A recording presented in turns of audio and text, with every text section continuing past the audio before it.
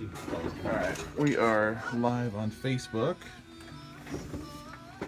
Hello, Facebook world. What's up? It's Gene Ryan, and we have some folks from the zoo that are here. Hi. You guys want to introduce yourselves on Facebook or Facebook Live? Absolutely. I'm Lizzie. I'm one of the zookeepers at the Lake Superior Zoo. All right. And I'm Rob from the zoo. And introduce us real quick to who you brought with us. We have brought with us our Chilean rose-haired tarantula, and her name is Rosie, and she is 5 years old. All right, we're going to learn more about Rosie here in just a couple seconds as we go on the air. Mix 108, today's best mix. Gene and Cooper here with you on this beautiful Tuesday morning, and we actually have some special guests in the studio with us this morning. Gene, if you want to introduce our guests to the world. Absolutely. We have Rob and Lindsay. Lindsay is one of the zookeepers at Lake Superior Zoo, and they have Rosie, a tarantula, in a nice enclosed and sealed container. And so Lindsay was just kind of giving me a little bit of background. I knew not to knock on her little aquarium because it's the vibrations that make them hunt and go, oh, food. Interesting. So I don't want to be food, but so it's an exhibit that is coming to Lake Superior Zoo, right? Right, it's called Tarantulas Alive and Up Close. We have 20 tarantulas. They came in yesterday.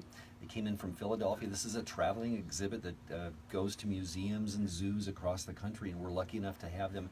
We're going to have them through Saturday when the exhibit opens through the end of September. So they'll be here for a while, but it's a great opportunity for folks to come to the zoo.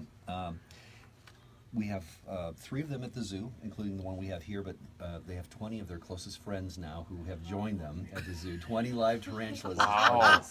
And if you think that Rosie's big, wait until you see the Goliath tarantula that's going to be there. They're a bird-eating tarantula. They eat birds? Yes, they do. They are quite large, and they're pretty impressive. So what do you guys feed them? So we actually feed these guys. A lot of them eat crickets, but some of them eat small mammals, mice, stuff like that. I mean, it's pretty cool. They're actually going to inject their venom in there, wait for it all to digest, and then they're going to suck everything out. Jeez. Pretty intense. I feel like I'm in a sci-fi movie because I love the landscape in here. So I'm kind of just pretending I'm just like, that's as close as I'm getting to Rosie with some plastic between us. Yep, some plastic between you. We've learned so much at the zoo, I think it's fair to say, about tarantulas. Even though we have 3 of them here all the time, this exhibit has taught us about tarantulas. They're used in medical research. Their venom and the proteins in their venom are being used to study muscular dystrophy cures and heart disease cures. I learned that they don't really spin webs for living in. They do have some web stuff that they do, but they mostly live in burrows.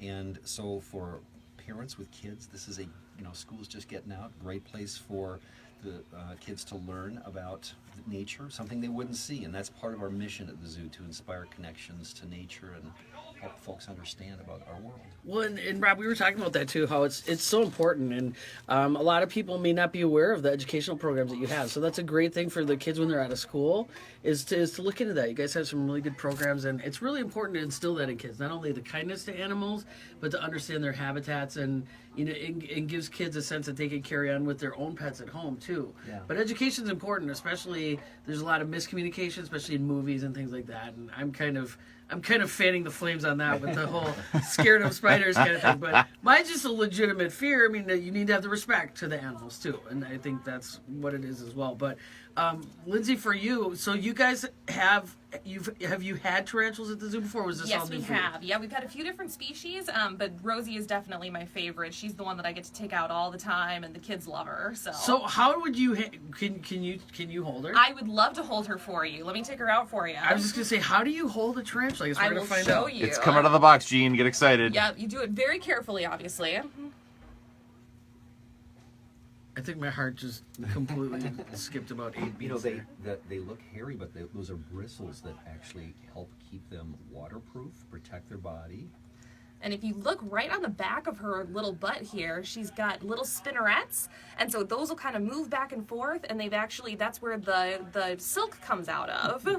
Huh. Look at Gene's eyes. Oh, man, I'm so terrified right now. I can't even believe. But And I can lift how her up cool, a little bit, and you can see her fangs under there. She's pretty cool. But I mean, this is what it's all about. It's just, I mean, I never in a million years would thought I'd be inches away from a tarantula. So I mean, that's And they're not which is native- such a great experience. Not native to Minnesota, so we don't encounter them. No. But, you know, learning about how some of the tarantulas, their habitat is threatened by the rainforest issues that are happening in South America. I mean, those are the kinds of things that help our kids understand about conservation and nature. So Lindsay said they don't have ears, so it's the vibrations that they can Yep, pick up. But exactly. do they have like 8 eyes? So they definitely have a lot of eyes up there, but what's really cool is that a lot of people think that they have, so they've got their 8 legs here, but a lot of people end up thinking that they actually have 10 legs because there's 2 right up front here, and those are actually the ones that they use as little arms, and that's what they use to grab the crickets or the mice that we've got for them, and now you can see her little spinnerets coming out there, and she's going to start putting silk all over my arm. She's making a web. on There your you go. wrist. Oh man, that's amazing. They're pretty cool. And she's one of the bigger ones that we have right now, but like I said, we've got bigger ones coming, and especially if you guys get a membership, you know, you can see them all summer long. So that's a great idea. The kids are some are already out of school, some getting ready to get out of school. So if people want to know what's going on at the zoo and the programs you have for the kids, how can they find out some info? Well, you can go to our website at lszooduluth.org, and you guys can see everything on there, especially about becoming a member. Especially we've got on Thursday our Mad Safari event, which is our Members Appreciation Day, and that's where we're going to do tons of different enrichments for the animals. It's going to be from 5 to 7:30 this Thursday, and it's by far one of my favorite events to work. We're so lucky to have this awesome zoo right in our own backyard, and it's something to definitely take advantage of and support. So again, you can go to lszoo.com. Duluth.org. Duluth.org. Okay. And thanks so much, Rob and Lindsay, for coming out. And oh, you're so brave. And make sure to check out the really cool tarantula exhibit, lszooduluth.org, for more info. Rob and Lindsay, thanks so much. Absolutely. Thank you guys. Thank you much. Coming up here, a little bit music from DNCE. We'll get your dirt in on the way and more here in Mix and Wait. I know, now that you